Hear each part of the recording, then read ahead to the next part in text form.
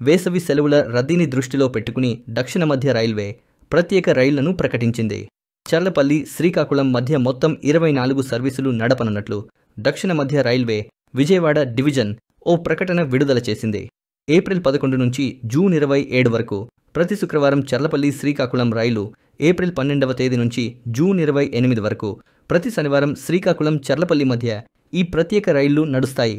ఇరువైపులా నల్గొండ, మిర్యాలగూడ, నడికుడి, పిడుగురాళ్ల, సత్తెనపల్లి, గుంటూరు, విజయవాడ, ఏలూరు, తాడేపల్లిగూడెం, రాజమండ్రి, సామర్లకోట, అన్నవరం, తుని, యలమంచిలి, అనకాపల్లి, దువ్వాడ, కొత్తవలస, విజయనగరం, చీపురపల్లి స్టేషన్లలో ఈ రైళ్లు ఆగుతాయి. First AC, second AC, third ఏసీతో పాటు స్లీపర్, జనరల్ సెకండ్ క్లాస్ కోచ్లు అందుబాటులో ఉంటాయి. ఈ రైళ్లు ఏ సమయానికి బయలుదేరుతాయనే వివరాలను మాత్రం ప్రకటనలో పేర్కొనలేదు. దీంతో పాటు తిరుపతి, సాయినగర్ సిడ్డి మధ్య నడిచే ప్రత్యేక రైళ్లను జూన్ 30 వరకు పొడిగిస్తున్నట్లు దక్షిణ మధ్య రైల్వే పేర్కొంది.